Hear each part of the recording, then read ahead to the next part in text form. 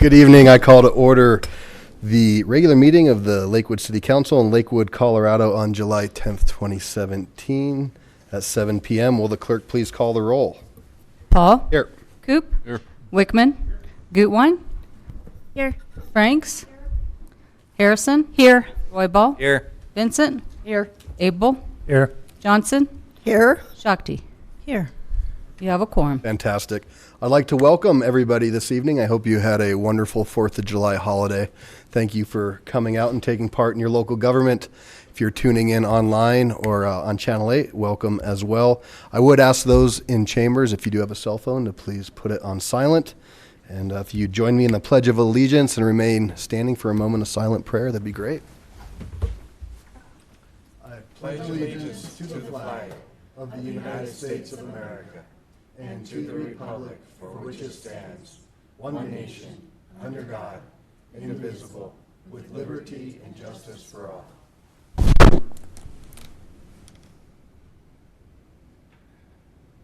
Thank you. Please be seated. So while we are getting ready to read the proclamation, if you would wish to speak tonight, feel free to sign up on the roster in the back. And if the clerk would please read item 4.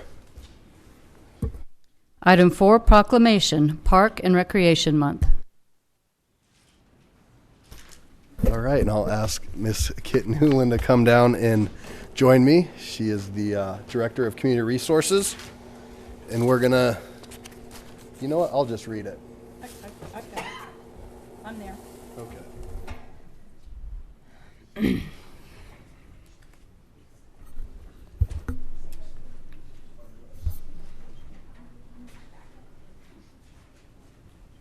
All right, I will ask Mayor Pro Tem Harrison to please read the proclamation.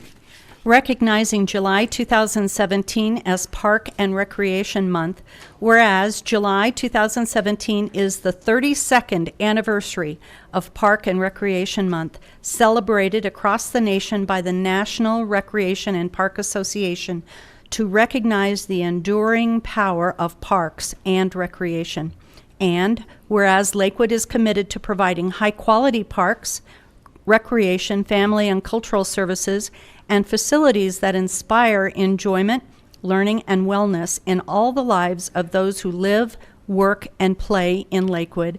And whereas our parks and recreation are vitally important to establishing and maintaining the quality of life in our community, ensuring the health of all residents, and contributing to the economic, environmental, and mental well-being of the community.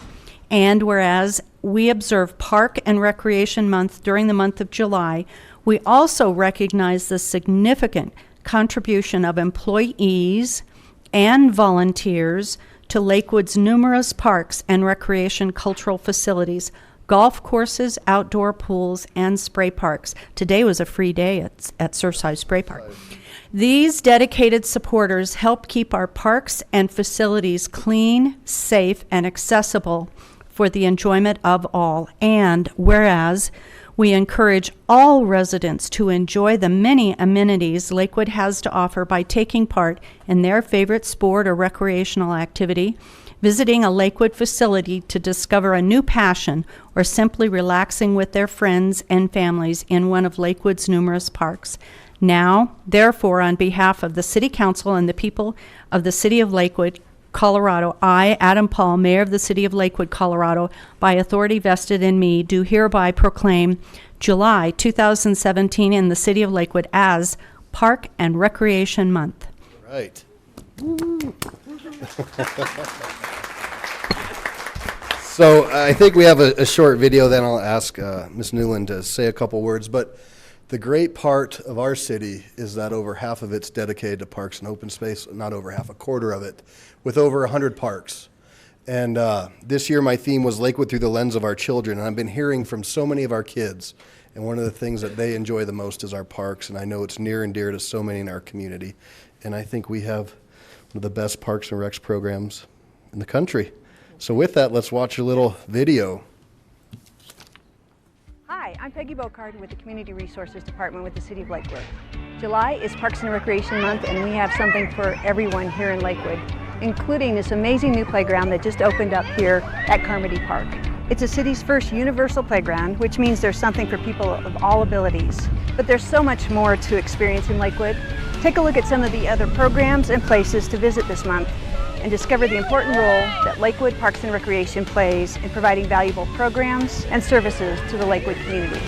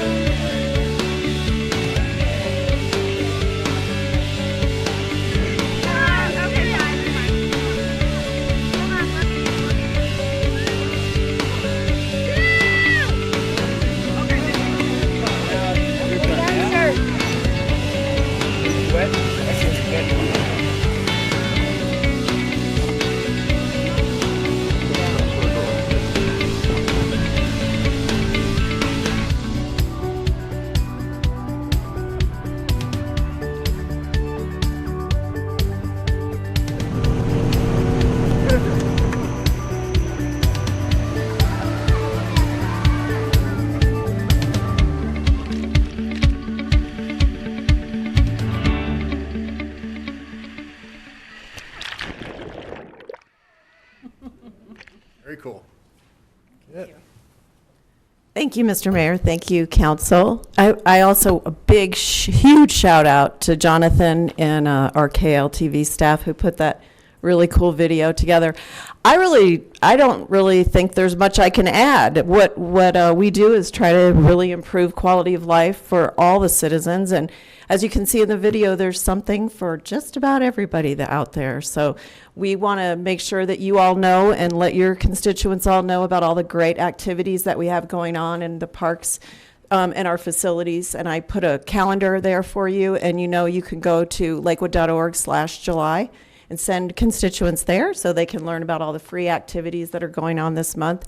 And we hope to see you out celebrating with us. Thanks. Thank you.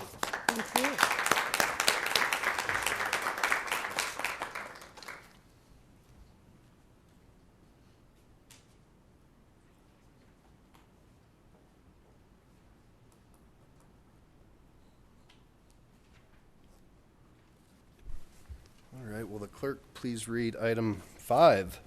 Item 5, presentation, Jefferson County Public Library, update on library services. All right, and now I will invite Miss Rebecca Winning down. Good evening, nice to have you here. So much. I confess that I have an overdue book currently. Did you know you can go online and renew that? That's good to know. So you can save yourself some of those fees. And pay my fine? I'm sorry? Pay my fine online? Yeah, I think you can. That's great. I'm here with Nancy Witzel, who's a Lakewood resident and also a library volunteer. And we're so grateful that you invited us to come speak to you. You may remember that a couple of years ago we were here crying the blues about how bad the library had gotten because our funding was so, we were under such extreme financial constraints and we weren't providing the level of service we felt we owed the Jefferson County residents. And thanks to some of you and others who supported us in a mill levy effort, we are now climbing out of that hole, and we wanted to come back and thank you and also show you what we're doing with the money. We're trying to be really responsible in terms of providing library service. So I have a short video. I'm going to be quick. We'll show this and then take any questions you may have.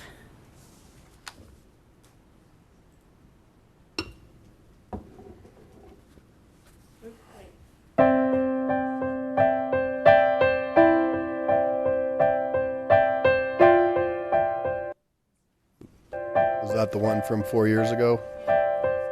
What if there were no libraries in Jefferson County?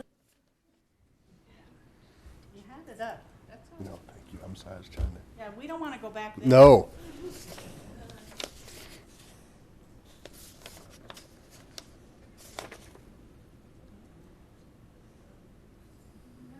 all teed up. I'm so sorry. You're good. No worries.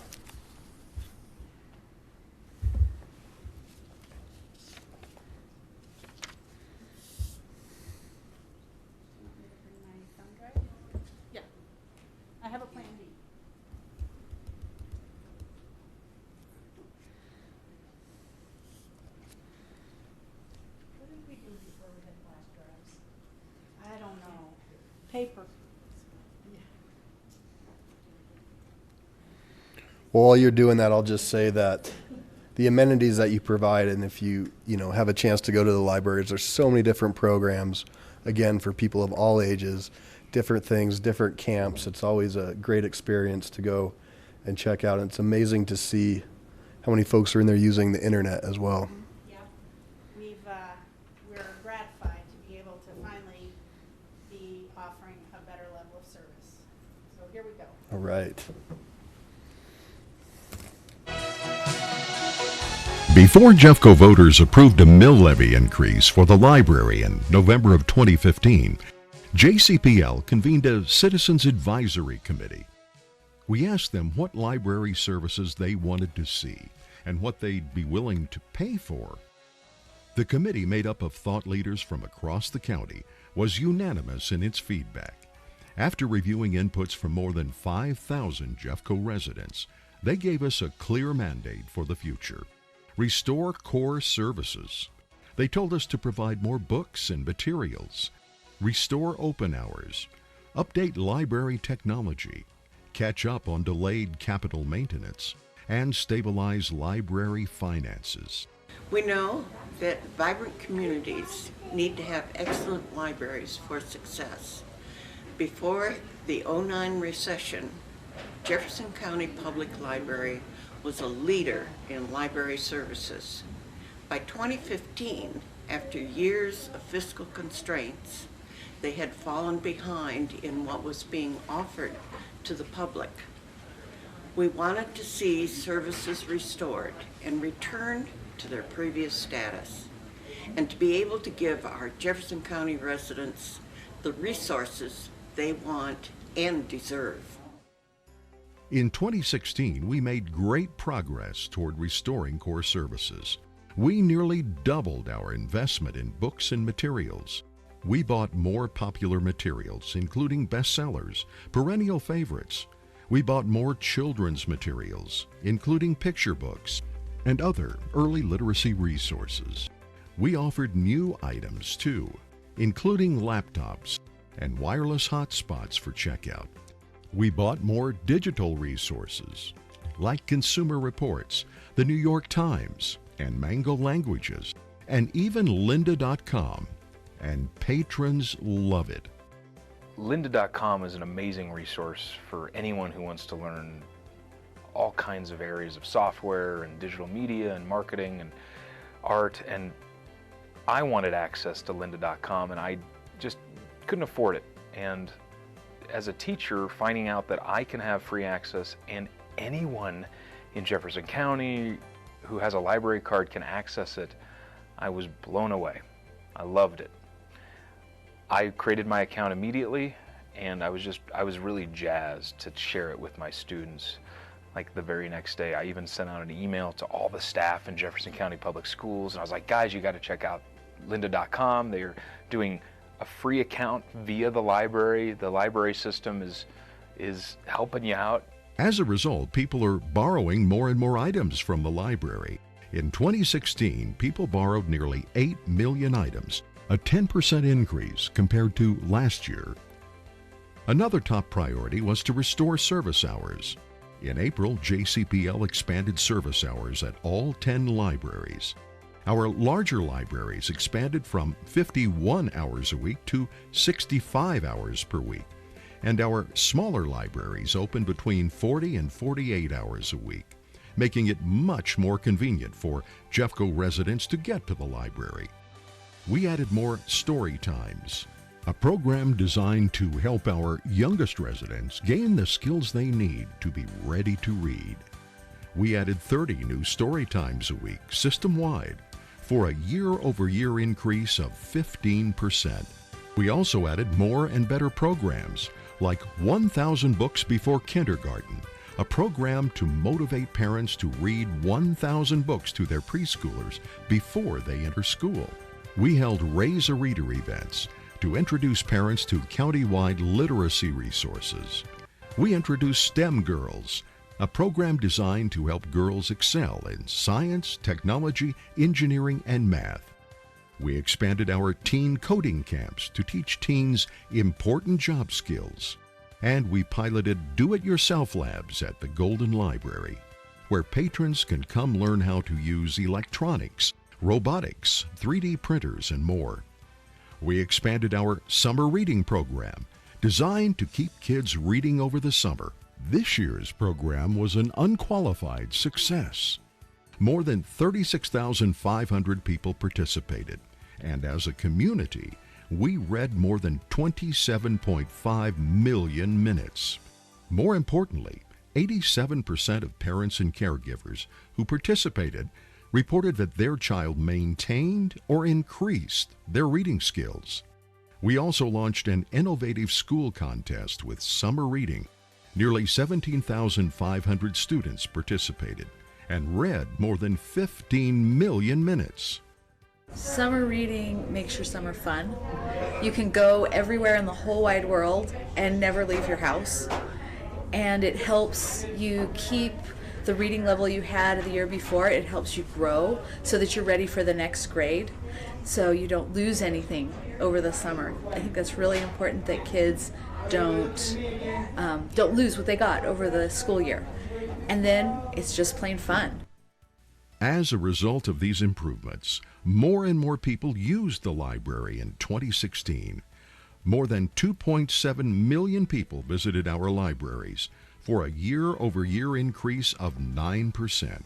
And more than 230,000 residents attended programs, a 12% increase compared to 2015.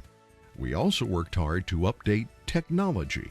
We installed more than 200 new computers, replaced outdated network equipment, upgraded servers, and expanded bandwidth across the system. Here, you can see the before and the after results of our server upgrades. More importantly, we provided better access to technology to patrons of all ages, and public computer use increased by 9%. We also worked to catch up on delayed capital maintenance, budgeting more than $2 million to repair and improve our facilities. 2016 projects included, among other things, landscape upgrades at all libraries, carpet repairs at Belmar, new windows at Wheat Ridge, a new boiler at Stanley Lake, and upgrading parking lots at the Lakewood Library and Library Service Center. We also began planning for a major update of the Columbine Library, located on West Bowles Avenue. We got lots of community input, and we can't wait to share the results with you. We also work to stabilize and protect the library's finances. In 2016, the Library Board of Trustees adopted a number of policies to ensure responsible stewardship of taxpayer dollars. One states that the library should maintain a minimum fund balance equal to 25% of annual revenues, and that the fund balance should never exceed 50% of revenues. We wanted to ensure that the library has sufficient savings to complete major capital projects and tide us over in case of emergencies or future economic downturns, while also ensuring that we're using taxpayer dollars efficiently and not saving more than we need. We are grateful to the voters for giving us a mill levy increase and giving us the resources we need to deliver a responsible level of library service. At the same time, we've promised voters that we will only ask for what we need. While we're allowed to ask for a maximum mill levy of 4.5 mills every year, there will likely be years when we won't need to levy the full amount. These policies will help to ensure that we keep that promise. Now the library is executing on its 2017 plan. We'll continue to add more resources. We'll continue to update library technology. You'll see new service kiosks shown here to make checking out materials faster and more efficient. More new computers, and we hope to add some special technology for patrons as well. We'll complete the Columbine remodel. And finally, we've been invited to partner with the City of Edgewater to put a new 10,000 square foot library in their new Civic Center, planned for opening in 2018. We've come a long way toward putting the library back on the path to excellence, but there's more to do, and we are absolutely committed to providing the residents of Jefferson County with the high-quality amenities of a progressive, modern library. I hope you'll come in and see the wonderful changes that are taking place.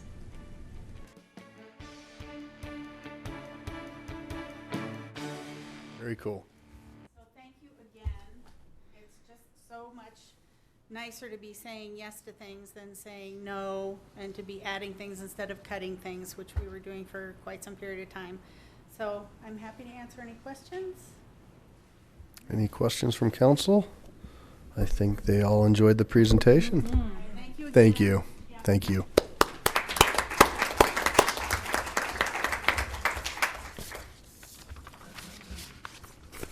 All right, item 6 is public comment. This is the point in the meeting where the public is invited to address the city council on items that did not appear on the agenda. All comments should be directed to the city council. I will ask that all in attendance observe the decorum in the city council chambers and refrain from applause or audible support or discord with the speaker. You will all have 3 minutes. This little box up here will go green until 2.5 minutes. It'll go yellow. When your time's up, it'll turn red, and I will politely try to wrap you up if you haven't. So first on our list, Mr. Mace, come on down.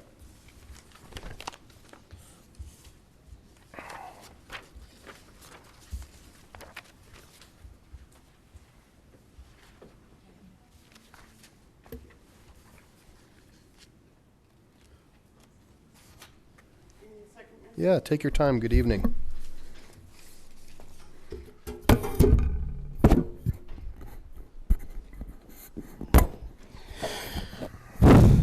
Good evening, Mayor, City Council members.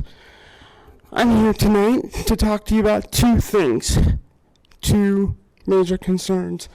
Mayor, every week that I've come down and squawked about the grocery cart ordinance, you just told me that it's in the works.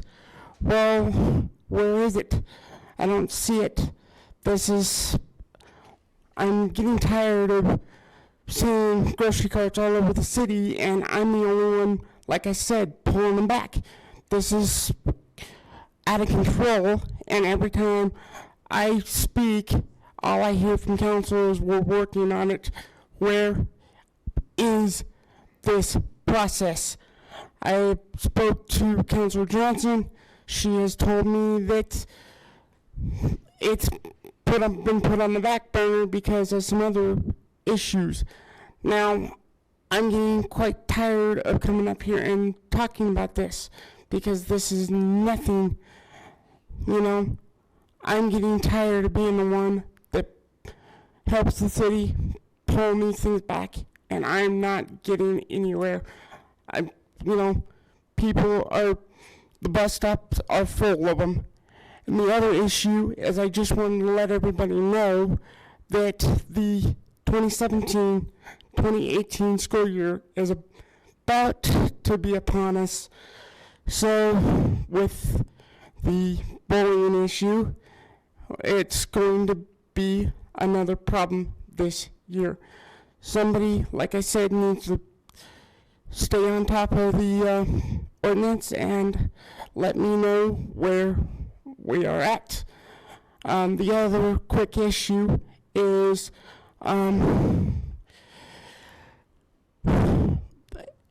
the city needs to put a traffic light over by Whole Foods, between Target and Whole Foods.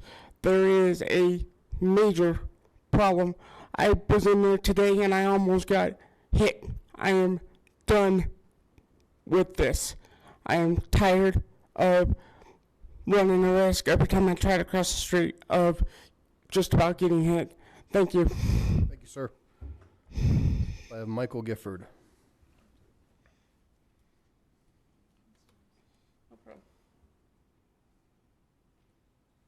Good evening, welcome.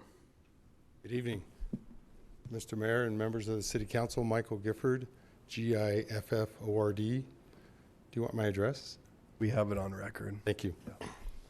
So, Mayor and members of the council, I'm here to talk about clean water and the city's dual obligation to have clean water for our citizens and our downstream neighbors, as well as the city's obligation to the state of Colorado and the federal government under the Clean Water Act to maintain clean water.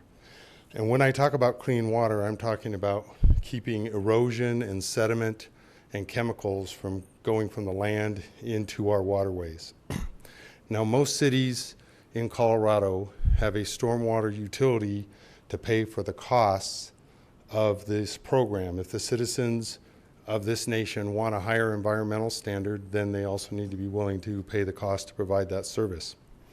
I recently became aware that there was one or more efforts to end the stormwater utility in Lakewood, and I think that would be an unmitigated disaster. There's a city in Colorado that recently tried this experiment, Colorado Springs. And in 2009, they had a vote to disband their stormwater utility. And since that time, they have not been able to give raises to their police officers. They're 100 positions short in their police department. They have an old and aging fleet of squad cars. And I'd just like to read you a brief story from the Colorado Springs Gazette on June 9th, 2017. Colorado Springs mayor pitches new stormwater fee to free cash for public safety. In a meeting with the city council, Southers pitched a sweeping vision Friday of bolstering the city's short-staffed police force by 100 officers and modernizing its aging and increasingly decrepit vehicle fleet. So I do not, as one citizen of Lakewood, want to see us put our public safety at risk and have to defund police services because someone wants to get rid of the stormwater utility fee. So if that's even close to being discussed at all, I'd be glad to volunteer my time to help educate more citizens about the pitfalls of taking the same path that Colorado Springs recently has. And with that, I'd like to conclude my remarks other than to say this is an issue that's so important to me that I've announced that I'm running for city council in Ward 3. And these types of things are things that I want to be part of the solution, not just part of the problem. Be glad to answer any questions. Great. Thank you, sir. Thank you. Lenore?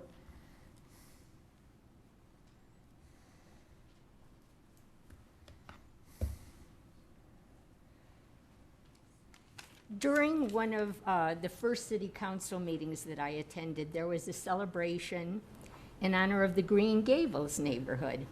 And I was very impressed with that. And the joy, Dana, I think it was your community, and I thought, wow, I want to be able to continue to have that kind of joyous celebration for my neighborhood too. So I ask you, Mr. Mayor, and city council members to help preserve the residential boundaries of South Cody Court and areas north and east of us. Will you support the zoning ordinance that prohibits student housing and university use on the east side of South Cody Court? If CCU refuses to agree to the compromise agreement being offered, will you enforce this ordinance and deny or remove students from housing in the duplexes on the east side of this street? Thank you. Special thank you to Ramey and Charlie. Thank you. Jerry?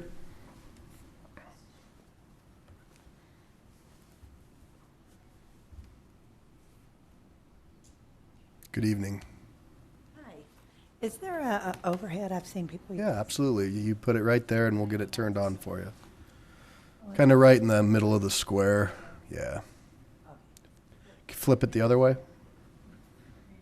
There you go.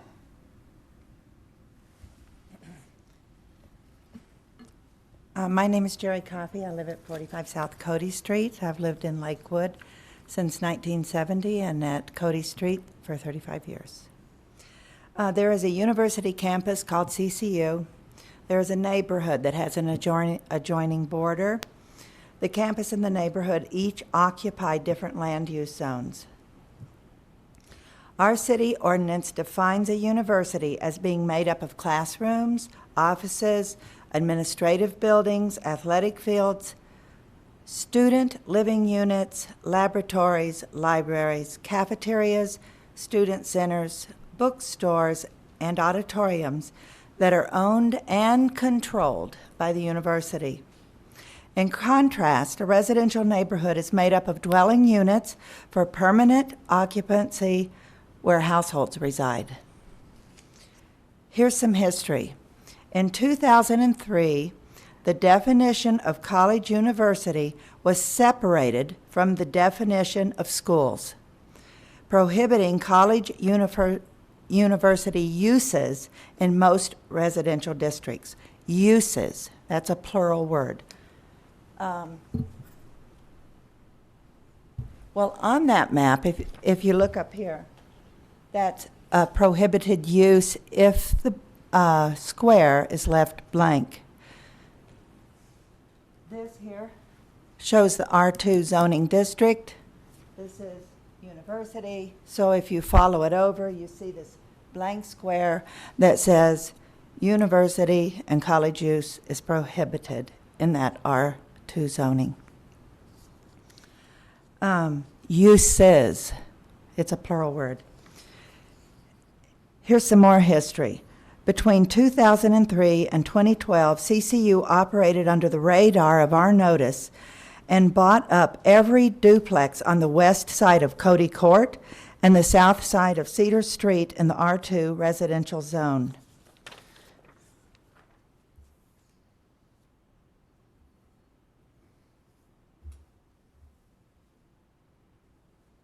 So this is still Rockmont College because it's prior to the rezoning, and then it shows the new rezoning boundaries.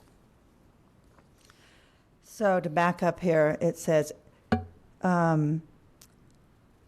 here's some more history. Between 2003 and 2012, CCU operated under the radar of our notice and bought up every duplex on the west side of Cody Court and the south side of Cedar Street in the R2 residential zone.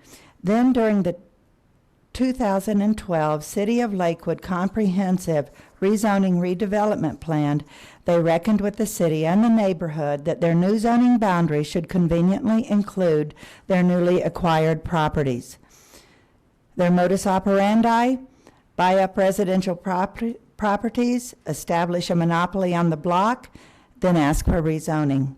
CCU is currently continuing the same pattern of subversion as evidenced by their behavior. As said earlier, the current boundary between CCU and the neighborhood was established during Lakewood's comprehensive rezoning development in 2012. The intended use in each zone is different and is well defined. It is not confusing. It is not a feeling. It is a fact that was carefully and thoughtfully commissioned by our Planning Commission.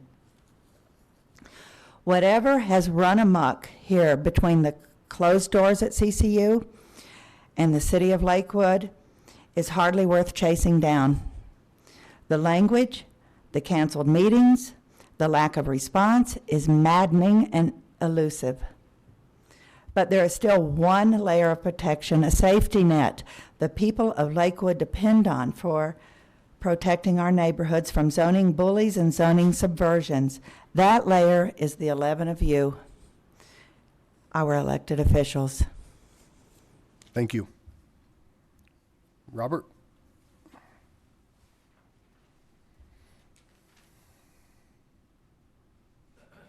Good evening. Good evening, Mayor and councilors. My name is Robert Baker. I'm the president of Mid-Lakewood Civic Association, which is the association that's involved with the neighborhoods that we've been talking about so far tonight. And as you know, there are ongoing parallel but different issues that we have with Colorado Christian University and the city. For months now, CCU has continued to stall regarding their landlord-tenant issue with the women on Cody Court and with zoning uses off of their campus footprint in our residential zoning. We are here tonight to ask the mayor and council to go on record to answer 4 questions which I sent to each of you ahead of time. Number one, does the mayor and council agree that university and college uses are prohibited in R2 zoning? And you were just showing your zoning code that showed that very clearly. Does the mayor and council agree that the definition of university and college includes quote-unquote student living units, which is in your definitions in your code? Does the mayor and council agree that CCU owns a duplex in R2 zoning, if they own a duplex in R2 zoning and decide to put CCU students and faculty or faculty exclusively, that such properties are by definition then the characteristics of student living units?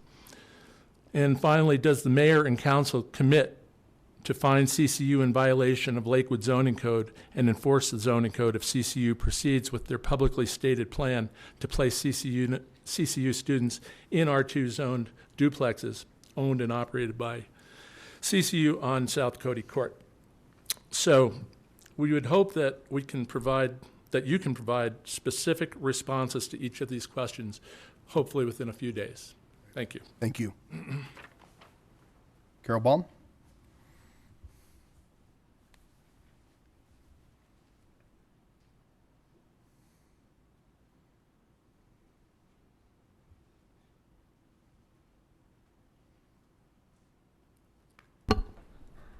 I'm Carol Baum, and I live at 1447 South Welch Court. Mayor Paul and members of the City Council, I come before you tonight to strongly encourage each of you to vote for the moratorium on high-density multifamily residential projects, which will allow Council to study potential reforms to the city's zoning rules. There are lots of issues we need to look at, along with congestion and crime. Another problem is related to water issues. Around the area of Carr between 10th and 14th, there are lots of apartments. One resident who lives in a home close to this area is finding that at times the water pressure is low or goes down. These apartments tap into the main water line. Having enough parking spaces is another issue Council needs to look at. With high-density apartments, it affects homeowners as far as blocking the view of existing homes, which will affect property values. I'm also concerned about the cost to the taxpayers in regards to growth. If we don't slow down and take the time to study the impact on all of the growth and issues associated with it and make the necessary changes, the landscape of Lakewood will be changed forever and not for the better. One last comment I wish to address is the fact that when the zoning ordinance was written,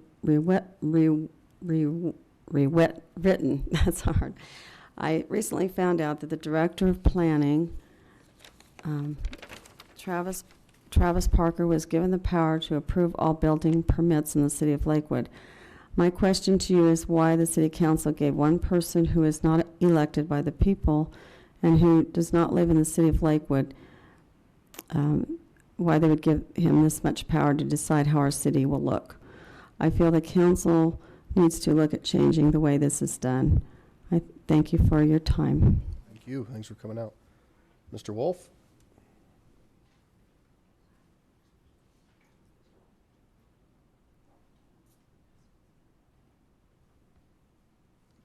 Good evening. Good evening. I'm David Wolf. I live at 18 Balsam Street.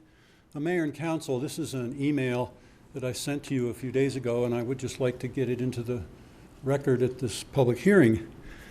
The Lakewood Zoning Code enforcement should recognize as a code violation Colorado Christian University's admitted intent to convert homes it owns in the R2 zone district into student living units.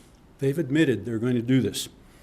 Yes, CCU may own homes wherever it wishes, and any other landlord may rent to unrelated students subject to the square footage requirement of the zoning ordinance. To be sure, colleges and universities have a legitimate need to provide student housing, and student living units is one of the uses allowed by colleges and universities in the zoning ordinance. That certainly makes sense. but colleges and university uses are not permitted in R2 zone districts.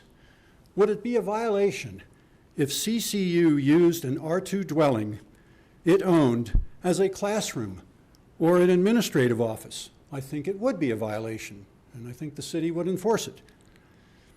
In fact, dwellings owned by CCU and used for any purpose listed in the college and university zoning definition, including student living units, should not be permitted in R2. Why is a CCU-owned dwelling rented exclusively to students a neighborhood concern when a home owned by a non-college entity that happens to be rented to students is not? CCU has already, as others have testified tonight, already used home purchases outside its campus as a vehicle to expand its boundaries into the adjacent neighborhood. Its current planned development district includes homes it purchased on the west side of Cody Court, and I guess the south side of Cedar, that were originally part of the neighborhood. A home owned by someone else that is rented to students poses no such threat of university expansion into the neighborhood. That's why we don't care if any other homeowner rents to students, but we do care if CCU rents to students because of their history of using that to expand. If the zoning code is intended to protect the integrity of neighborhoods, which I hope it is, then allowing a university to expand into a neighborhood by buying up property to be used for its own purposes should not be allowed. The prohibition of university uses in the R2 district applies to CCU's purchase of homes in the R2 district that it has stated are intended for student living. CCU may certainly petition the city to have zoning changed to include college and university uses, but that should be done prior to installing those uses in violation of existing zoning, not as a remedy for a violation that never should have been permitted in the first place. Discussions with city staff have indicated that they do not recognize as a code violation CCU's intent to house students in R2 dwellings it owns. I implore the mayor and council to take any action within their power to stop this illegal encroachment of a university into a residential neighborhood. Simply having the city enforce the existing zoning code would work. Thank you. Thank you. So all that's signed up on this roster, but Brandon and Emily, you signed up. Do you want to speak under general business right now, or did you want to speak on a resolution coming up? Or did you just want to sign in? Oh, cool. Well, welcome. Yeah. So if you'd like, yeah, come on down. You just give your, yeah. Oh, I can just stay up here? Okay. Yeah, welcome. Nice to see you. All right, Mayor and Council, good evening. My name is Chris Gibbons, and I live at 9005 West Saget Avenue here in Lakewood. And I'm here tonight to speak on the issue of Colorado Christian University in our neighborhood. CCU is buying up properties in our neighborhood, and we need this to be stopped. We need the help from the council to make sure we preserve the integrity of our neighborhood. I believe there's a zoning violation happening here with the purchases that CCU is making. And definitely there's a violation of the intent of the code. We've got a specific area that's defined as this is the university. We've got another area defined as this is the R2 zone. And we have that to protect both so that university is kept there and the neighborhood is kept whole as well. And I want CCU to be successful. I'm happy that we have them here in Lakewood and they have these great plans for growth. But I want that success to happen within the boundaries that they originally agreed upon several years ago. And our big fear in the neighborhood is the creep, that it's not really about getting these housing units for the students right now, it's about acquiring the land. So in a year or two, the university is going to come to the council and say, we own all the land anyway, how about we just make it part of the campus now? And through that process of creep, I mean, the line has to happen somewhere, and so we ask your help in enforcing the zoning and stopping the creep of the university. Thank you. Great. Thank you. Ms. Duffy?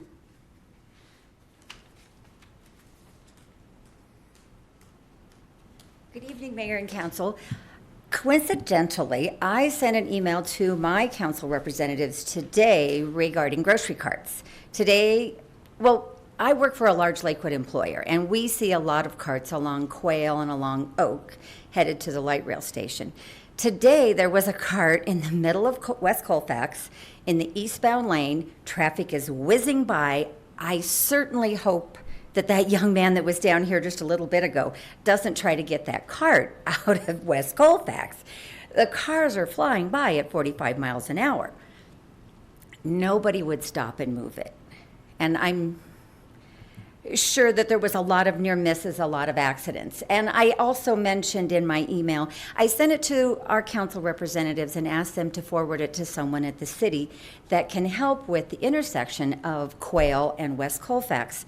There's so much bus traffic, and as they come around the corner, they're unable to make that corner. I was involved in an accident today. I was a passenger in a car, and there was another accident with a bus coming around the corner, truck backs up, hits my friend's brand new car. As we know, after the hailstorm, we all have new cars. She still has temporary tags, and now her front bumper is all mashed in. So hopefully somebody can do something about that. I did also want to mention the moratorium. I assume your wards are the same as ours. It's pretty much the same people who come. It's pretty much the same people who volunteer on a regular basis. So those are the same ones that you hear from all the time. When talking to your constituents about the moratorium, we all know there's issues. That's why you have these things on your agenda coming forward to look at the traffic and the zoning and all of those things. You've scheduled them and you're going to look at them. Talk to the people that are next to you in line at the grocery store. When you stop and get a cup of coffee, talk to the person next to you. You're going to get maybe a little different opinion than you get once a month at our ward meetings. We see the same people all the time, and unfortunately that's the case. I'd like to get some of those others out of bed on Saturday mornings and get them in there. Get them out volunteering, but that's for another day. But I encourage you, before the meeting next week, don't make up your mind. Talk to the people and see what they think. Show some support to them, and this would look like a really good faith effort to stop what we're doing. We realize there's a problem, short term, and you're going to fix it because we know you've already scheduled these things and you're going to address it and you're going to get it fixed. So we have faith in you. Thank you. Thanks. Mr. Yeager.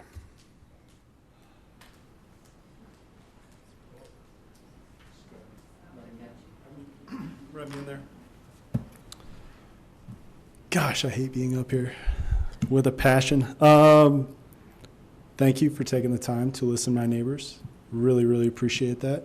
Chris, congratulations. Well done. Unscripted. I think that kind of gave you the passion there. I will also say that Jerry and our crew, our older neighbors, have dealt with this before 14 years ago. So they're a little anxious to figure out some answers sooner than later. I will encourage you to keep negotiating, keep working on it. We are really excited. Hopefully this proposal goes through, because if it doesn't, I think it's going to have a negative impact on all of us, elections, everything of that nature. So we're small, but we are. There is a passion of the quality and character of our neighborhoods. We all talk about it when campaigning.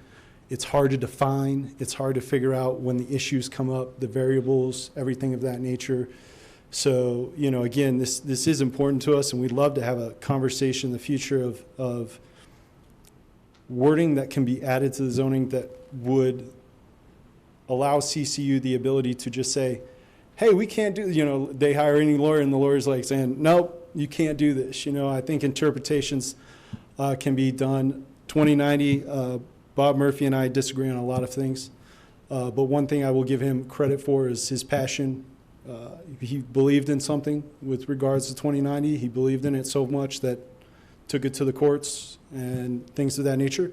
His interpretation didn't turn out the way he had envisioned or maybe wanted, but I will give him credit that he followed through with something he believed in. And so I really hope the quality of our neighborhood does mean something to people, and we can talk about the degrees in which this might change the quality of our neighborhood, but that's a conversation I'd love to have with any of you that like to have it, because that's definitely the piece of the pie that's missing, right? So anyway, the other things, I encourage you to help Lenore out and the ladies. I know you can't force them to sign a lease. That must be really stressful, living without something in signature and just this verbal commitment. So anything you do to encourage, also encourage best business practices. Love United Airlines, right? Overselling doesn't work out so far for pretty much anybody. And so over admissions doesn't work out for people. And so encouraging best business practices along the way would be nice. But otherwise, keep working on it. Thank you so much for making the proposal and coming together and doing that. And hopefully CCU accepts. Thank you so much. Thank you. Anybody else? All right, seeing none, I will close public comment at this time.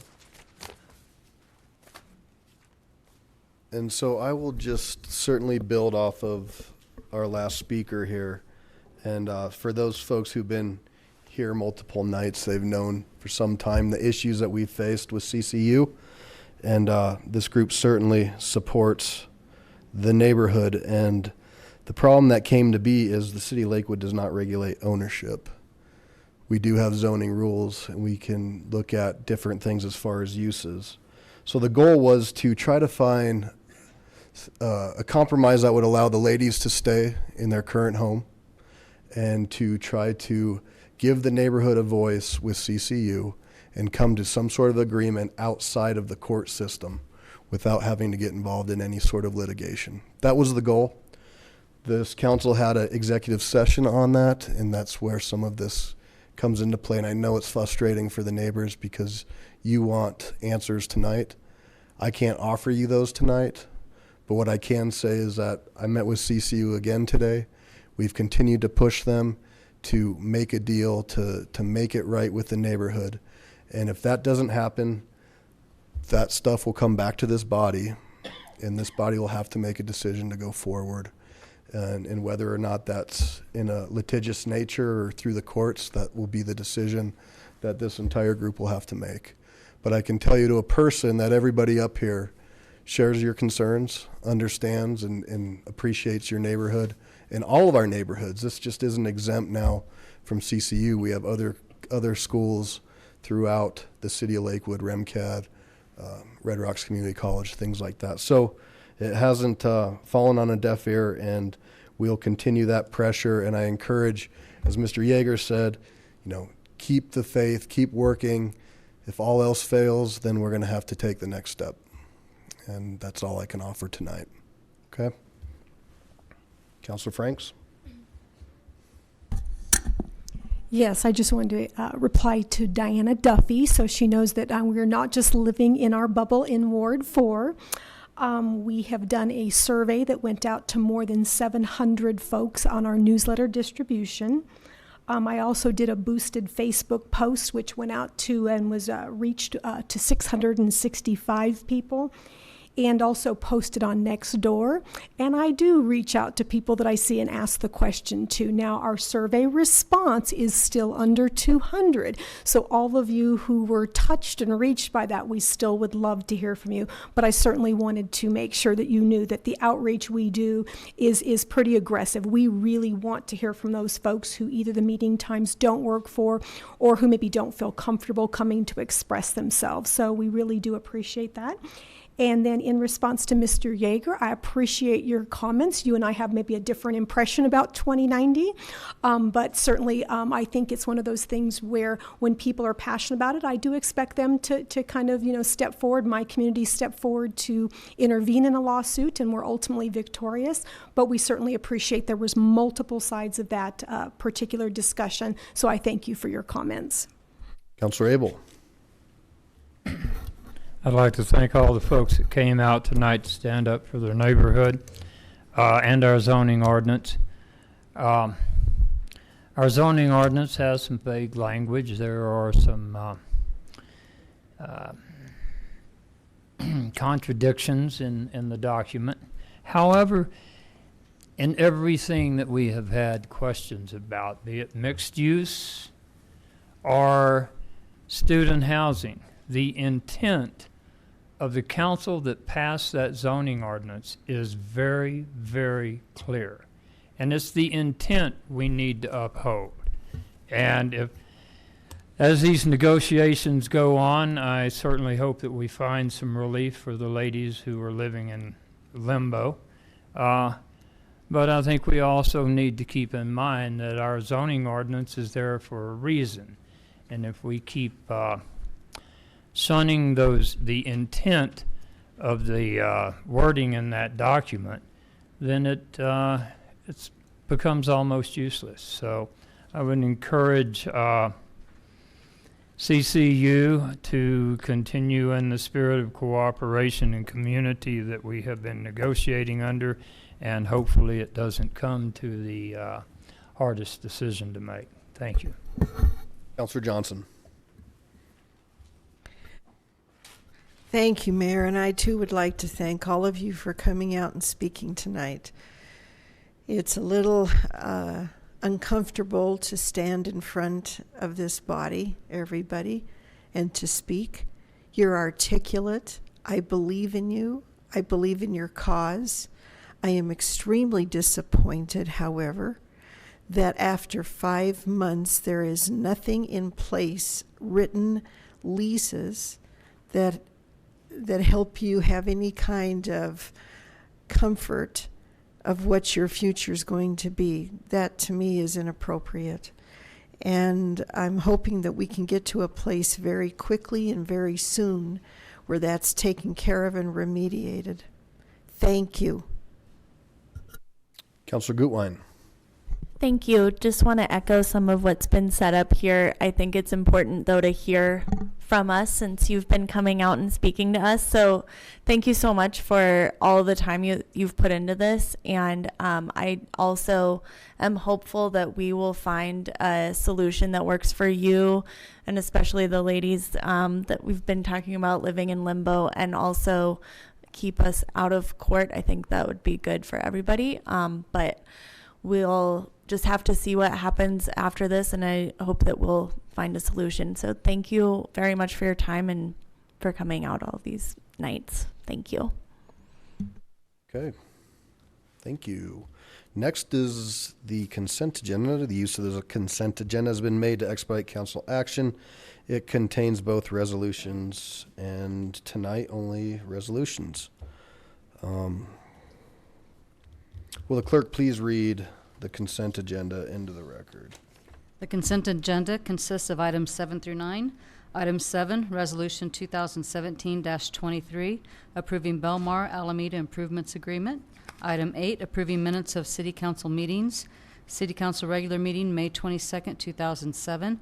City Council special meeting, May 8th, 2017. City Council special meeting, June 12th, 2017. Item 9, accepting minutes of the boards and commissions. Board of Appeals, May 16, 2017. Great. So we have a quick presentation on item number 7 from Nanette Nealon. Good afternoon, Mayor and City Council. Wanted to give you a brief update on what you're about to hopefully approve as a resolution for the Belmar Alameda improvements. I just want to make a note. We found an exhibit was missing last Thursday, and we updated it, and it should be at your table, but it's also updated online too. So it should have 14 pages to it. Exhibit D got left off. With that, I also would like to give a lot of credit. I worked with Assistant City Attorney Greg Graham and Jay Hutchison from the Public Works. All three of us were in negotiations with Belmar to come to this agreement. So this is an opportunity where the private sector and the public sector came together, and it's optimize a construction project in the vicinity of Teller and all the way to Salisbury. There's some agreement that's in place that our Public Works Division has been working on to make sure that the timing of Alameda improvements time with the building permits that come in Belmar. And that's the attachment, that there was an agreement to do that, and they were at a point where they needed the additional improvements. In addition, we have, through the Lakewood Reinvestment Authority, dedicated some funds for the upcoming years to improve Alameda. And lastly, there's a capital improvement program where there was a special overlay that's needed in this vicinity. So to afford the traveling public one construction season of disruption, we looked at an effort to combine all three of those efforts into one construction project. The LRA project had landscaping and median construction and sidewalk improvements planned. We still had to scope out the whole project. That went between Carr Street and Sheridan Boulevard. And finally, as I said, the repaving of Alameda was from Carr Street to Pierce Street. These efforts allow also, this agreement will allow the Belmar commercial owner to continue its investment in the Belmar community. What that means is if this was not approved tonight, they went forward with construction, they would have to put up dollars to get their building permit that would require them to pay for all the Belmar improvements. And so this alleviates that because we would handle the construction under the Lakewood Reinvestment Authority. The money that Belmar commercial owner will come in 3 payments, a total of $3.28 million, and it will construct the medians between Vance Court and Pierce Street, and includes the shifting of the curb line, the south curb line on Alameda to accommodate those median improvements. With that, we would ask, you're going to hear this also for the Lakewood Reinvestment Authority. This takes 2 actions. One, so that the city was a signature on the original public improvement agreement, so this will allow things to move forward. So with that, we just ask for your approval. Thank you. Thank you, Ms. Nealon. You gonna have a question? Councilor Abel? I do. I assume that this amount of money has been well vetted, but what happens if there are cost overruns? It was well vetted, but if there's cost overruns, either we'll cut the project by some amount, or we're anticipating cost savings because we combine all 3. But we have no contingency in the agreement if there's cost overruns. And if there's under cost, there's no rebate either. So it's a set fee. Okay. So if it's overruns, we pay for it. If it's underruns, we put it in the bank. Money. Yes. Yeah. We vetted it with independent analysis. Thank you. Yep. Councilor Franks? If you're over budget, have you guys already prioritized and kind of seen what would be excluded if there were cost overruns? Have you already done a prioritized cut list? Yes, we are working on that as we speak, and we'll be presenting it during the budget meeting, so you have a good sense. All right, I see no more questions, so I'm going to open the public hearing on Resolution 2017-23. Nobody's signed up to speak. Seeing none, I'll close the public hearing and ask for a motion on the consent agenda. Mayor Paul, I move for the approval of the council minutes and the acceptance of the minutes of boards and commissions, and for the adoption of resolutions, all of which are included in the consent agenda items introduced into the record by the city clerk. Second. All right, we have a motion and a second. Any comments? Please cast your votes. And that passes 11 ayes, 0 nays.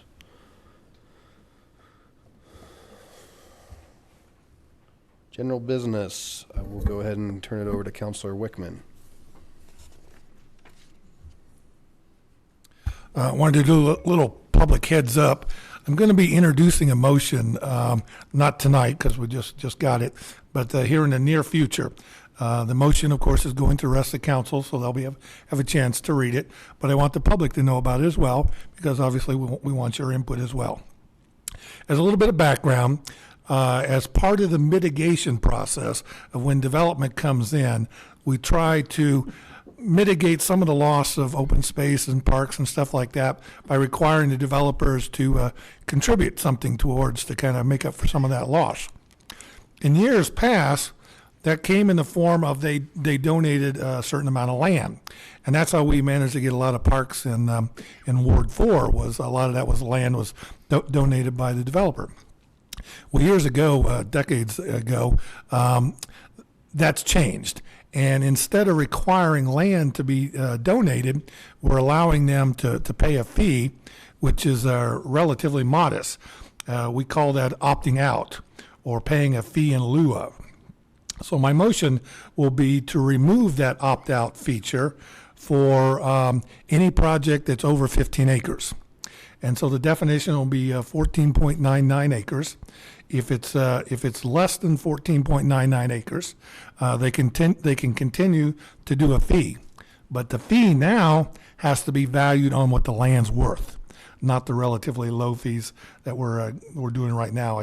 I think it's somewhere in the neighborhood of about $700. So it'd be what the land's actually worth. And for projects that are over 15 acres, they'll have to contribute the land itself.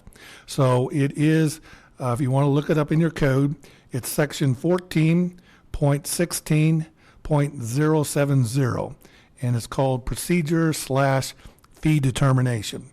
And what I'll be looking at is inserting just a five-word phrase. And the phrase will be of 14.99 acres or less, and put that in several key points to indicate that the fee in lieu of is only applicable for small projects and not large projects. And then in addition, I'll be striking the language that says that they can pay a fee of $700. We'll take that out entirely, and instead it'll have to be the fair market of the land. Anyway, that's coming down the pike, so please be thinking about it and getting back to us and give us your input. Thank you. Thank you, sir.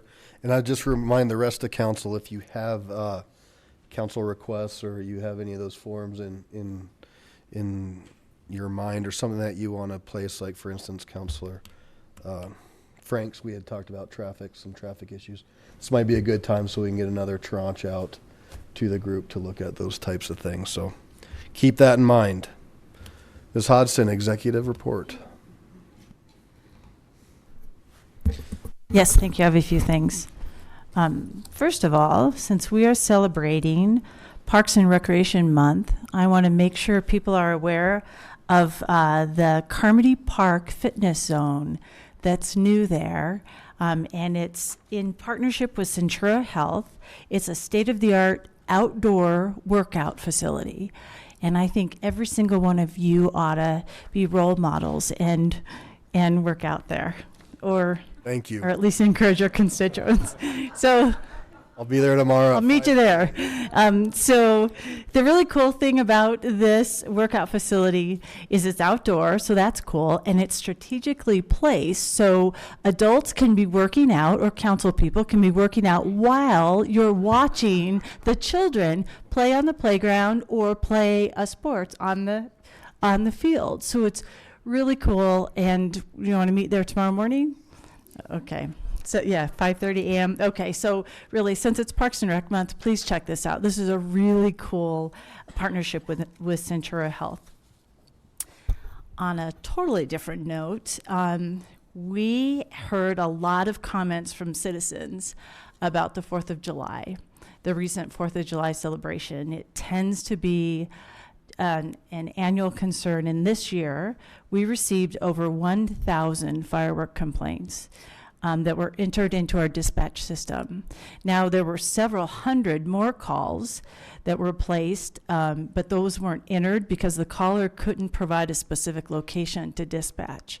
So that's a pretty heavy call load. And when you think about it, here's a comparison. In perspective, we average about 200 911 calls a day. So this is 1,000 that were registered and a couple hundred more that weren't. You do know that all fireworks are illegal in Lakewood.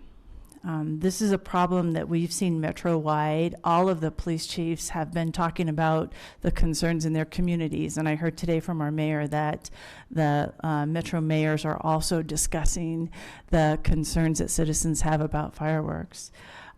Just so you know, we deployed 8 overtime agents along with our full-strength agents on site or on shift from July 2nd all the way to July 5th. We also used a lot of social media. We used Twitter. You might have seen the electronic message boards. We used Channel 8. Frankly, to no avail. We still heard and saw so many illegal fireworks. So you know, right now we're in the process of reviewing all of those calls, all of those concerns, listening, compiling all the comments and complaints. Again, it's a metro-wide issue, and we're looking for effective solutions. We'll get back with you. We're also going to talk regionally with our partners and with our neighbors to see what kind of solutions we might have. So please know that that's underway. Next topic, a reminder for the Lakewood High School parking work group. Certain people signed up for the work group, and for a reminder, the meeting is tomorrow. It's Tuesday, July 11th, 6 to 9 at the Clements Community Center. So I just wanted to use this opportunity to remind folks if they haven't gotten the notice yet. Tomorrow, 6 to 9. This is for the folks that signed up for the work group. If you aren't on that work group but would like to submit comments, you can do that by emailing jeffcomediation@gmail.com. You can email comments, concerns, or potential solutions if you'd like, if you haven't been assigned to the work group. I have a lot. I have 2 more. Another notification, the CDOT, Colorado Department of Transportation, will begin paving operations on the Wadsworth capacity. So this is Highland Drive to 10th Avenue.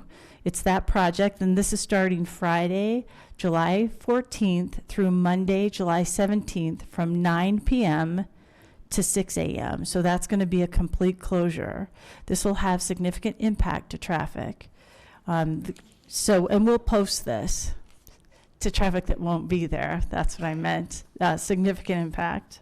I hate when people laugh at you. So this project will increase operational capacity of the 10th Avenue and Wadsworth Boulevard intersection by adding one new lane in each direction on Wadsworth Boulevard, as well as a multi-use path on either side of the street.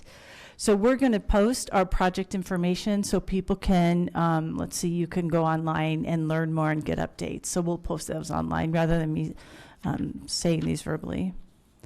And one more announcement, and that is that the SBA, the Small Business Administration, is offering disaster assistance to Colorado businesses and residents affected by the recent hailstorm on May 8th. That's a real low interest loan, federal disaster loan. They're available to Colorado businesses and residents affected by the hailstorm. So the filing deadline to return these applications for property damage is August 29th. More information can be found online, but the Disaster Loan Outreach Center is located in the Jefferson County Courts and Administration Building, and they're open Monday through Friday, 8:30 to 5:30. So we'll also post this information to give you a link for that important resource. So thank you. Thank you very much. Mayor Pro Tem Harrison. Yes, I have a couple of items that I wanted to add. Kathy, you talked about the Carmody Universal Park fitness zone. You forgot to mention that our grand opening is July 28th at the Carmody Park. So I want to make sure everybody gets an opportunity to come see this wonderful new universal playground available for children of all ages and all abilities. So I think that's really spectacular. We'll have that. And the running team of the city of Lakewood. I have another challenge. You'll like this one. Ralston House, 0.5K. I think we can do this, right?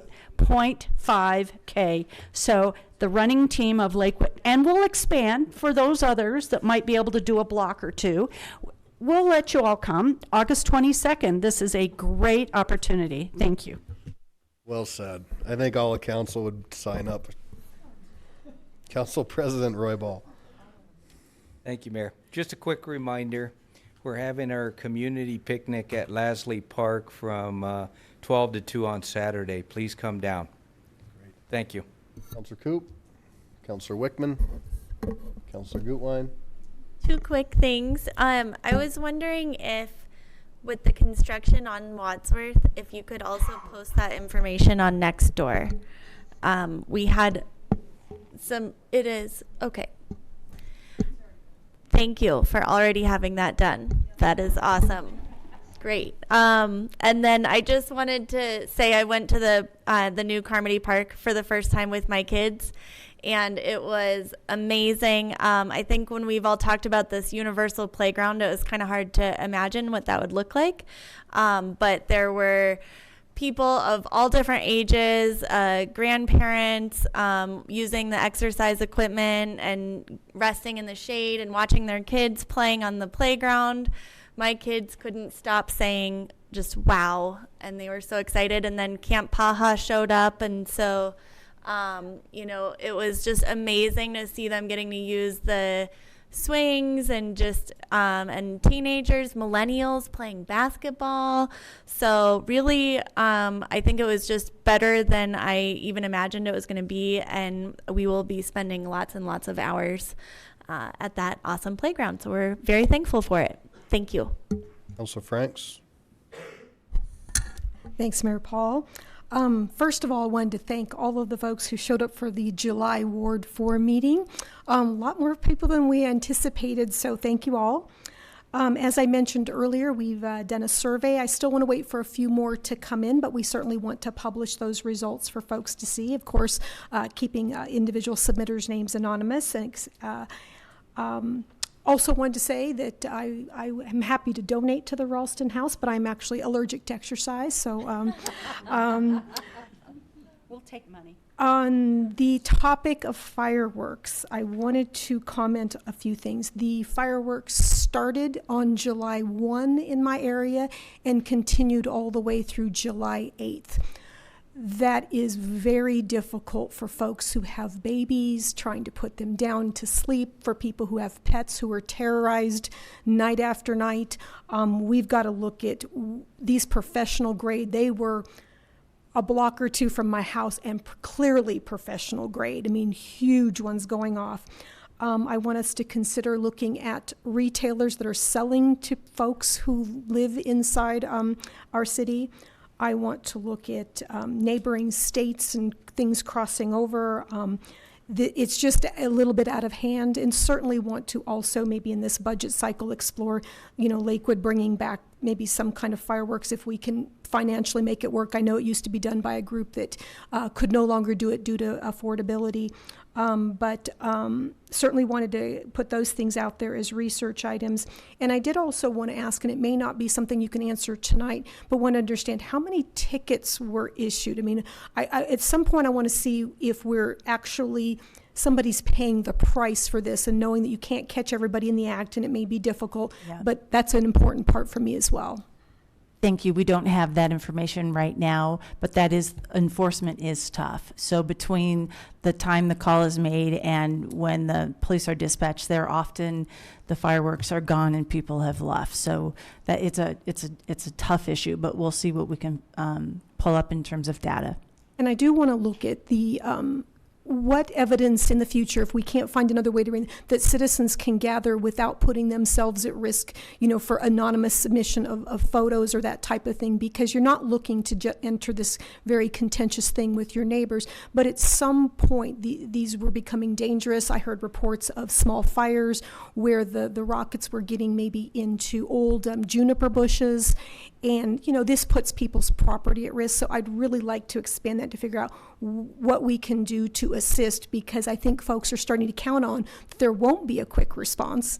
And, they'll go inside and then wait for somebody else to set theirs off. That seems to me like we're chasing something. So I just wanted to comment on that. Councilor Shakti? I just wanted to add that the schedule of all the things for Park and Rec Month is at lakewood.org/July. A highlight I noticed is open water swim clinic. So there's all kinds of stuff. Councilor Johnson. Thank you. I would just like to say a very sweet and dear friend to many of us who's come before council many times, Deborah Klein. She is a beautiful person. She's in a wheelchair. She was hit by a truck. She is recovering right now at St. Anthony's, and I think she probably would very much enjoy some cards. So please send them to her. And I hesitate to do this, but we've heard from James repeatedly, and I too am getting constant questions. Tim, do we have any kind of a timeline for the grocery cart ordinance? Councilor, we have a draft based on a Alameda County, California ordinance that was retrieved some time ago. We have taken that and turned it into a city ordinance. It's what we're doing now is having it looked at by the affected departments. So we started with Public Works, and we've gotten comments back from the director, Mr. Hutchison, and we want to get the rest of the affected departments to look at that. And then we're open to scheduling it for discussion at the next opportunity. We can schedule it while it's being circulated, certainly. So whenever council wants to get that on a study session agenda, I think was the next step. But no firm timeline at this point. Whenever council wants to schedule it, we'll be ready to bring it forward. With the warm weather, they're everywhere. And it'd be nice to address it as soon as we can, frankly. Thank you. Councilor Abel. No report. Councilor Vincent. Yeah, one comment is that thank you for bringing up about the tickets, because I had some people too who wanted to know if there were tickets issued for the fireworks. And excuse my laughter when you talked about Wadsworth, but when you talk about Wadsworth and maybe impacts, and it usually causes a lot of laughter in the neighborhood. It's been going on for a while. And the Ward 2 meeting is this Wednesday, 7:30 a.m. at 1480 Teller. Cool. Mayor Pro Tem Harrison, I'm sorry, I forgot to thank all of the people that showed up for our Ward 5 meeting on July 1st. I was amazed. They didn't all go on vacation. They were all there. It was wonderful. And I just wanted to tell them thank you so much for being there. We had a great turnout and really good discussion. Thank you. All right, I just have a couple things. National Night Out is coming up in August, so if you participate that, and fantastic. If not, you want more information, please reach out to the city and we can get you connected. That's a great opportunity to get to know your neighbors, to have our first responders, our police always make a great show and are always the most popular. So we appreciate that. And it's a great event, and we have a huge one. I know Belmar has the largest, I think, in the city. Had great conversations with Xcel Energy, kind of a first blush conversation based on the letter that this council sent their CEO to talk about our energy needs, where we want to go with our energy future, and how we can work to achieve our sustainability goals. So that is up and going, and I look forward to having council become a part of that whole conversation as soon as Xcel kind of figures out which route or how they want to go. Somebody mentioned Camp Paha, and if you're not familiar with Camp Paha, this month they are having their annual fundraiser, but it's a nonprofit associated with the city that helps special abled children go to camp in the summertime. And so for them to be able to go to the new all-inclusive park at Carmody is really cool.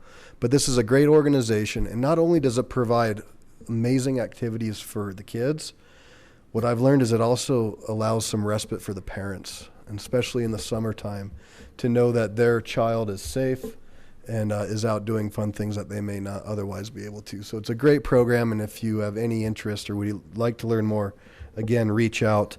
And then last but not least, we will have a study session next week, July 17th, pertaining to a proposed moratorium. And I would just like to echo that we will have that conversation. And I think for me it was a little bit unfortunate because there had been a plan that I had asked council to take a look at that would actually have taken that place on July 17th, which would have addressed parking limits and ratios, residential caps and multifamily, height limits and view planes, setbacks, sustainability standards, design standards, housing diversity, building space to open space, open areas, as well as MES language.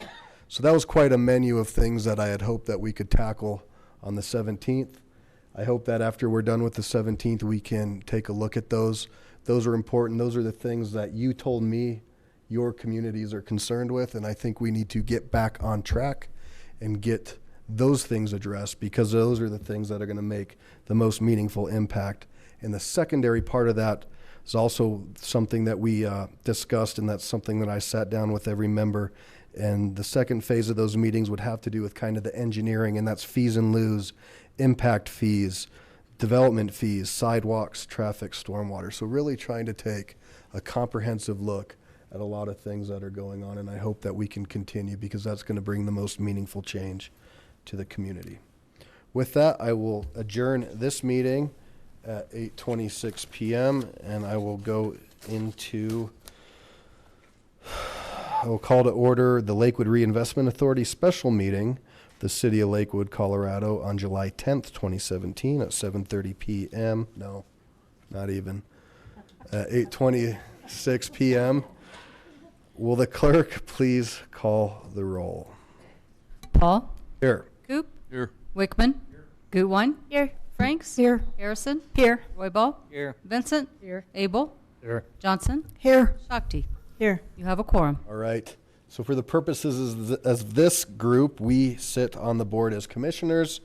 Nanette Nealon is our executive director, and I will open public comment on the Lakewood Reinvestment Authority. Nobody signed up. I'll close public comment, and I will ask the clerk to please read the consent agenda into the record. The consent agenda consists of items 4 through 6. Item 4, Resolution LRA 2017-1, designating the public place for posting notices pursuant to CRS 24-6-402 of public meetings of the Lakewood Reinvestment Authority for the years 2017 and 2018. Item 5, Resolution LRA 2017-2, approving Belmar Alameda Improvements Agreement. Item 6, approval of minutes of Lakewood Reinvestment Authority Board Meeting, October 24th, 2016. Great, thank you. We have a presentation on item 5 that might sound familiar to some. Ms. Nealon. Yeah, I know. We need it for record. Good evening, Chair and Commissioners. Tonight, I just want to alert you that there are 14 pages to this agreement. It was updated, and you have it at your desk there, and it was updated on the website. I'd also like to say thank you to Greg Graham and Jay Hutchinson, who also participated in the development of this agreement. This is an opportunity where the private sector and the public sector can work together so that we have more coordinated approach on our transportation improvements, and it resolves some of the outstanding obligations by Belmar in a timely manner and also the least disruptive to the public, traveling public. This is a three-party agreement. It involves the Lakewood Reinvestment Authority, the city, and then also the Belmar Commercial Owner a limited liability partnership. With that, we're planning in 2018 to undertake a construction project that would blend 3 activities. It's the median improvements in the south curb line that is the responsibility of the Belmar commercial owner. The second part is for improvements between Carr and Sheridan for landscape and sidewalks improvements, and some business grant money. And then also the Public Works Department also has a capital improvement program where they're doing a special overlay between between Carr, I always forget this one, between Carr, no, yeah. Carr and Pierce. Carr and Pierce, thank you. So we've got so many different boundaries we're combining. With that, this agreement lays out the terms of the agreement to accept funds from Belmar Commercial Owner Limited Partnership to the tune of $3.28 million in 3 payments to the LRA escrow fund. It's because of the taper implications that we accepted it through the Lakewood Reinvestment Authority. And with that, ask for the approval by this body to be the 3rd signature on this agreement. So. Commissioner Abel has a question, but it pertains to item 4, but I think you can probably answer it. Okay. I have a question on item 5 as well. Oh, 4 and 5. On 4, the city has taken to posting on the internet, I'm sorry, on the website, the public meetings. Can we add that to the LURA places of posting? I believe it has to be in the wording as we did with the that we would have to designate the website in the wording. So.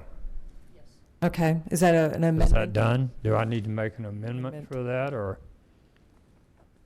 I look to the clerk's office. They prepare that for us.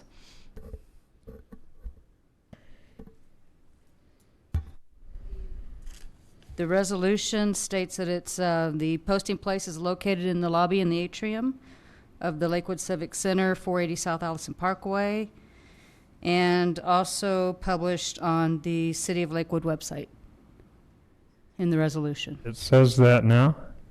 In the or we're body. adding that? I'm sorry. In the body of the resolution? Okay. Okay. Thank you. And on item 5, you mentioned earlier in response to my question that we could cut back on some of the work, but doesn't the staff report say that those are required improvements or commitments? So how do we cut back on something that's required? So, for example, as part of it, we're looking at design features, which I'll go on the next presentation when we get down further, of enhanced design features for the corridor. And so some of those would not be incorporated if we exceed the budget. So they're not all required, some are optional. Right. Thank you. Any other questions? All right, I will now open the public hearing on resolution LRA 217-1 and LRA 2017-2. Mr. Cox, for clarification, I can have a public hearing on both, correct? We treat them the same way with both bodies. If it's a resolution on the consent agenda, you can take public comment. Well, nobody's signed up to speak on either of these. So anybody wish to speak? Seeing none, I'll close public comment. Ask for a motion on the consent agenda. Chairman Paul, I move for the approval of the Lakewood Reinvestment Authority minutes and the adoption of the resolution, all of which are included in the consent agenda items introduced into record by the clerk. Second. All right, we have a motion and a second. Any conversation? Please cast your votes. That passes 11 ayes, 0 nays. Thank you very much. Ms. Nealon, thank you. Thank you for all your hard work. And then anything under general business? Any comments, reports? Oh, yeah. One more presentation item on there. 7. Help you out. I know, he wants to get done. This is quick. This is going to be a couple minutes. But I just thought I'd give you an update on the Alameda Forgive me. Corridor. That's okay. Alameda Corridor design and implementation. We talked about it back during the budget cycle. And as you get a lot of volume of information to you during the budget process, it's always good to remind you that we're doing some work and where's the status of that work. And we will give you a further update at the next budget cycle too. Well, that doesn't work. I just want to remind you some of the current conditions along Alameda.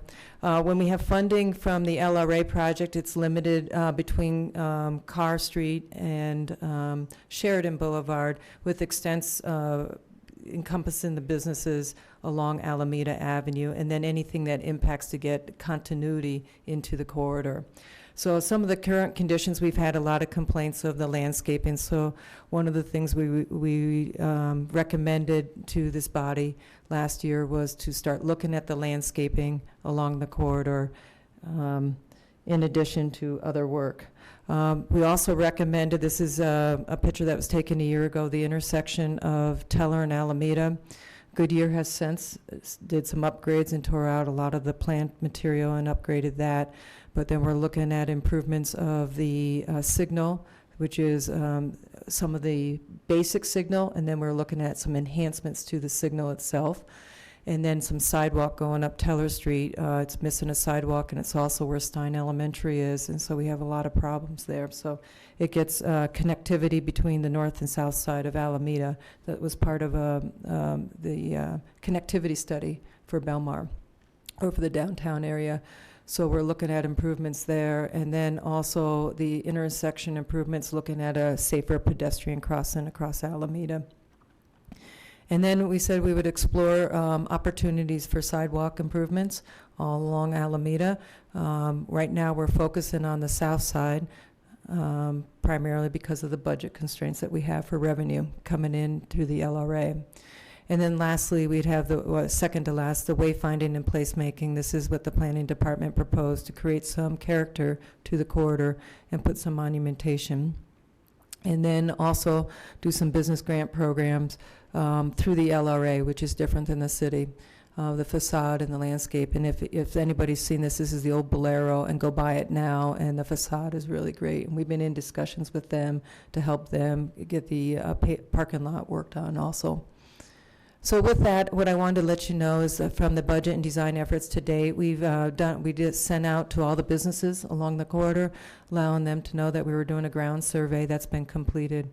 We've worked on some conceptual costs. Our costs are ranging between 10 and 15 million, and we had 3 million from this cycle of LRA money, and then you combine that with the 3.28 million from Belmar, and then a little over about, I think it's 1.8 million from the CIF.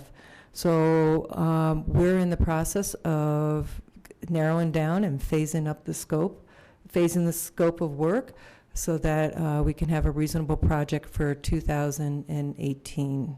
The last thing is we asked for an urban design consultant. This is a gateway into the city. We asked for them to look at that and make some recommendations on landscaping.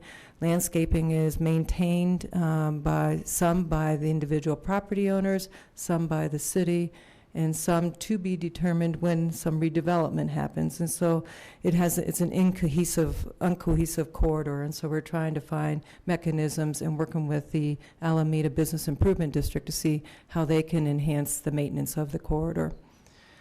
So a proposed schedule going forward in September, we'll be having a budget discussion and we'll make a final recommendation to you. The scope that we're anticipating is between Vance and Pierce, doing some landscaping improvements, besides the improvements that are needed from the CIF, and then also from the Belmar improvements. Then also we're looking at maybe the first phase is the entrance as you come in from Denver, going from Sheridan to Fenton. And then lastly, from a budget, we're looking at the Teller Street sidewalk, and that's what we think we can do under this year, but that's just a general to give you a heads up before we get to the final budget. We'll finalize the design in September and October. The plan is to get construction bids out in October, and then construction in 2018. We're hoping for one construction season. With that, give you an example of the Belmar frontage. This is what it looks like right now. When we worked with our design consultant, one concept is to do something like this, which is addition of some planted materials and getting the sidewalk and the curb line moved. Another place is on the north side of Belmar. Here's what it looks like right now. And then here's some of the enhanced look. And we're trying to differentiate the downtown Belmar separate from the rest of the corridor, so you know when you've come into the downtown. And with that, that's just an update to give you just a sense of the work that we're doing right at this point in time. It's fair to say kind of the Red Rock theme is because Alameda is the gateway to Red Rocks. Absolutely. Yes. Thanks. Commissioner Franks. Ms. Nealon, I wanted to maybe, if you could maybe educate our audience and the people watching maybe on TV about the LRA funding really quickly, because I think that that's sometimes where folks don't know where the funds come from for that. So could you quickly kind of just give people an idea? Absolutely. The funding comes from a property tax. There's when the urban renewal area was formed, it set a base for the property tax so that all taxing entities could get the same funds that they were prior to the urban renewal area designation. Any new development that came in that increased the property tax that way, the additional property tax that was collected is called the increment. That's what goes into the funding of the Lakewood Reinvestment Authority. Thank you for that. That was a good question. Commissioner Shakti. Could we get those before and after pictures? I think people might like to see them. I can give Before them to you, but these conceptual are very conceptual, and we're still working on it. All right, very conceptual. Conceptual. Okay, we'll do that. I was even hesitant to show them, but I thought you needed to see something what we're talking about. Okay. Thank you. That was a nice presentation. Anything else from the commission? All right, with that, we will adjourn at 8:40. I also want to thank our police agents for hanging out and keeping us safe tonight. Thank you.